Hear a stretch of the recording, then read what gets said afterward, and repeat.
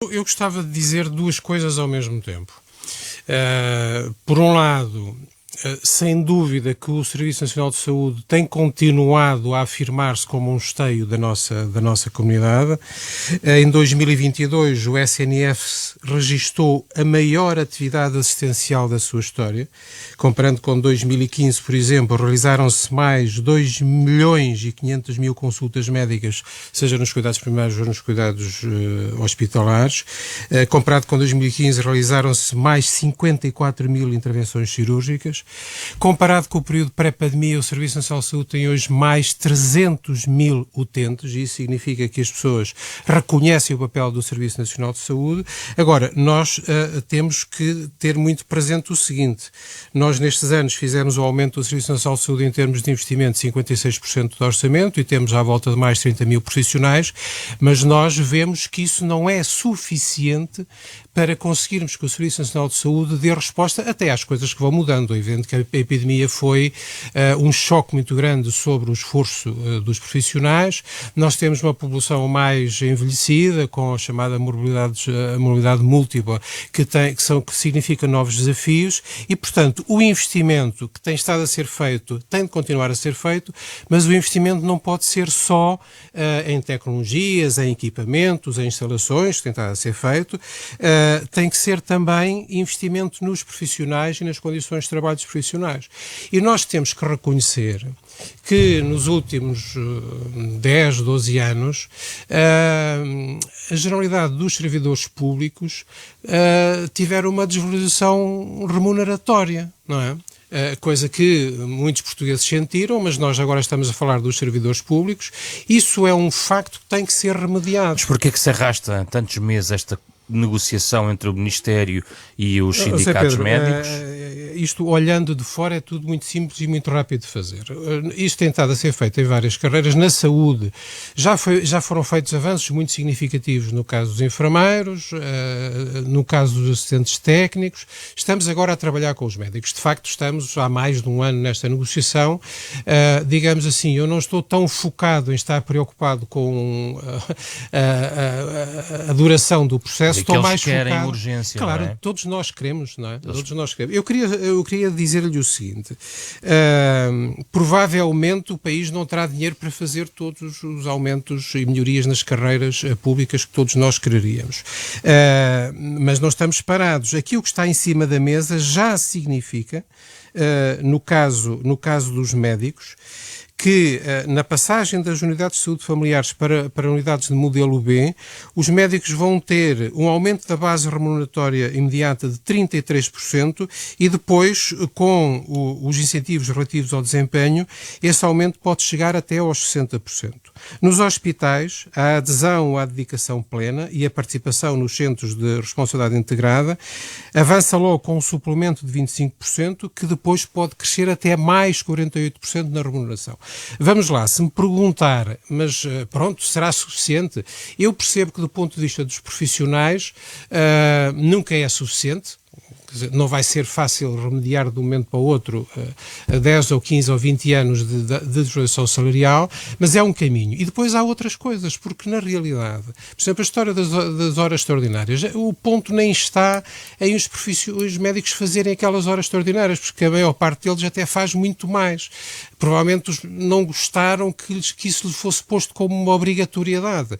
E estes profissionais que têm uma missão muito difícil, que têm uma vida muito complicada todos os dias, porque têm à sua frente a vida e a saúde das pessoas, e isso é uma pressão enorme sobre a sua vida concreta. Também precisam de que sejam criadas condições, até na própria qualidade do seu exercício profissional, oportunidades de formação, poderem também fazer escolhas em termos de conciliação entre a vida profissional e vida familiar e pessoal, e portanto há um conjunto de questões que de certo modo são transversais a muitas profissões, não só no público como no privado, mas no caso de profissões em que a atividade implica uma sensação imediata da responsabilidade por pessoas, pela vida das pessoas, pela saúde das pessoas, isso é mais estressante, isso tem que ser tido em conta. E, portanto, eu espero é que realmente se consiga convergir para um acordo mais alargado próximo. Porfírio Silva, a questão da dedicação plena é remetida aqui por José Manuel Fernandes para a questão do marketing. Ouça, eu francamente acho que os assuntos sérios não deviam ser tratados com ligeireza e com slogans.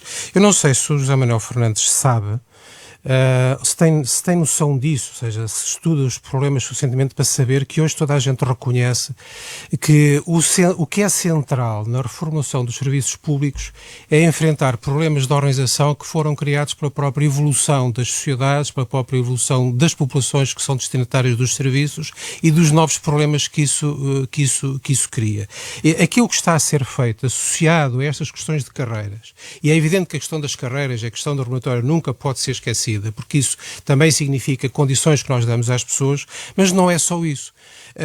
A transformação das unidades de saúde familiar em unidades de modelo B e a promoção de mais centros de responsabilidade integrada nos hospitais tem na base uma questão muito simples, é mais confiança e mais margem de manobra aos profissionais para poderem eles próprios organizar-se segundo os seus próprios critérios, para com isso encontrarem melhores soluções diretas nos seus locais de trabalho, seja nas unidades de saúde familiar, seja nos hospitais, para dar mais resposta, melhor resposta, atender mais pessoas e dar resposta mais pronta e com isso também poderem, uma vez que estão a prestar um melhor serviço, estão a atender mais pessoas, estão a dar mais assistência, poderem também com isso aumentar a sua remuneração. A remuneração é importante, mas vem a par com uma maior confiança na capacidade profissional, na competência profissional dos profissionais. Não teria sido possível fazer antes esta abertura para as 35 horas semanais, por exemplo, também na questão da carreira médica? Eu tenho dúvidas que a questão esteja exatamente no número de horas. Eu penso que aí a questão está mais na distribuição entre o número de horas base e o número de horas suplementares.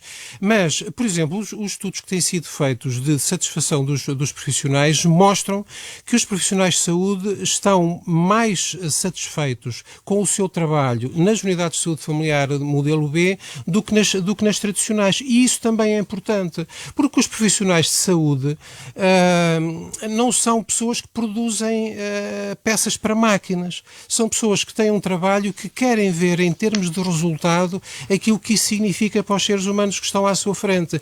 E a capacidade de poder organizar-se, de encontrar soluções melhores, de poderem gerir mais autonomamente e com maior autopoder sobre o seu trabalho, é importante para esses profissionais, que são profissionais altamente qualificados, altamente responsáveis. Agora, é claro que a par disto tem que vir também a correção de uma injustiça que se prolongou durante muitos anos, que foi a desvalorização salarial. Já fizemos isso, como disse, no caso dos enfermeiros, no caso dos assistentes técnicos, estamos agora a fazer com os médicos, é mais complexo e por isso também está a demorar mais tempo, mas é muito importante e não estamos distraídos. E os médicos merecem, porque nós temos hoje muito mais Serviço Nacional de Saúde, muito mais consultas, muito mais cirurgias, muito mais atendimento nas urgências do que tínhamos há 7 anos atrás. E, portanto, é por isso, porque os profissionais merecem e porque o Serviço Nacional de Saúde tem dado resposta e tem melhorado, que nós temos que resolver esses problemas para que continuem assim.